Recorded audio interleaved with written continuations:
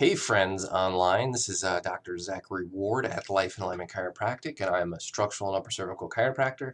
I have a series of videos called Alignment Matters, where we look at a different number of cases and kind of talk about them. And today I wanted to show you the case of a young male who came in not because he was in pain, but because he puts a lot of miles on his body running, and he wanted to see if he could see some improvement in terms of his overall alignment and how that might affect his running. And so we're going to jump right in. We're going to look at this before and after image, which is on the screen in front of you. And I will say that if you're looking at this on Facebook, there's a couple things that you can do. Number one is you're going to look for a longer version of this video on YouTube by following the link in the comments.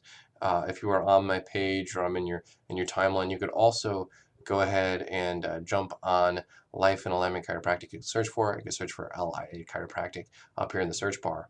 And what you're going to notice is that I have something called the Positive Shift Gallery. If you want to take a look at that, that would be awesome. I put some of these pictures online so that you can kind of see what changes are possible, sometimes in the x-ray, but also in the upright posture.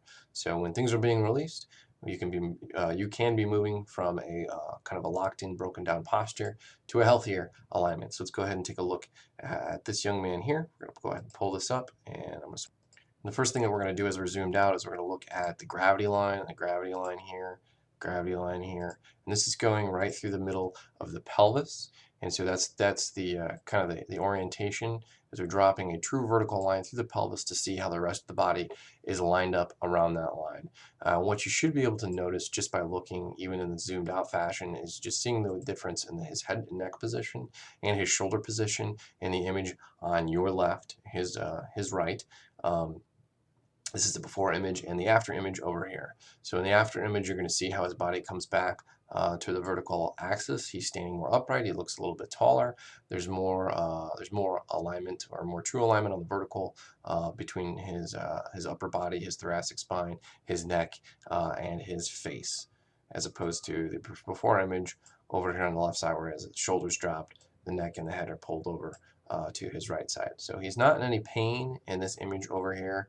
But there are some problems in his alignment that we could see just very easily by having him stand in front of this grid and looking at himself in the mirror.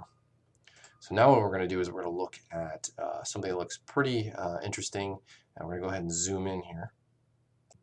I'm zooming in on the lower half of the body, where I want to point out the position of his foot on the image on the right, and I'm sorry, the image on the left, his right, and the image of the position of the foot on the image on the right. And if I draw kind of along the welt of the shoe here, you're going to be able to see what I'm talking about. In that this leg, particularly in the image on the left side, there's going to be some outer rotation happening here like this. And you're not going to see that same amount of rotation over here. The leg is still a little bit rotated, but nowhere near like we're seeing over here. And that's because this lower pelvis is actually kind of rotating out here, following the lead of this right leg, okay? Now we're zoomed out to see the whole global kind of body position. Again, you can kind of see this forward rotation here on the pelvis on the image on the left. The whole pelvis is kind of going off to his right, whereas his upper body is leaning, yes, but not really rotating.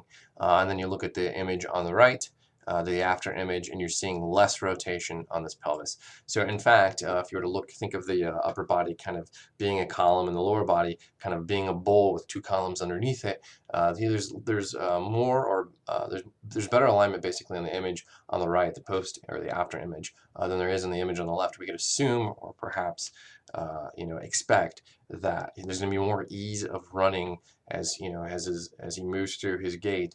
Now that right foot isn't turned out and that right knee isn't turned out, and the pelvis isn't following it in that direction. And this tends to kind of line up with what he's told me about just kind of feeling better in his body while he's running, feeling good.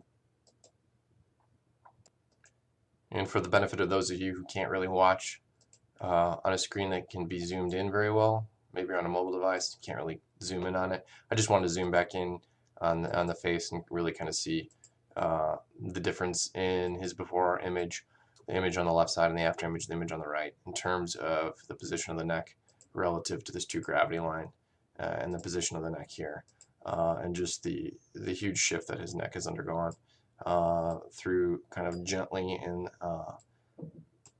intentionally releasing some specific points between the skull, top of the neck, and the bottom of the neck here, and that was all shifted in that manner, just through gentle releases to the head and the neck.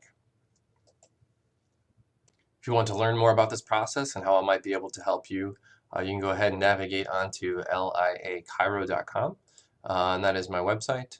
You can find me here at 248-598-4002. There's also a number of contact boxes on the website that you can use to get in contact with me to find out if we might be able to help you. Thank you for joining me today. Have a great day.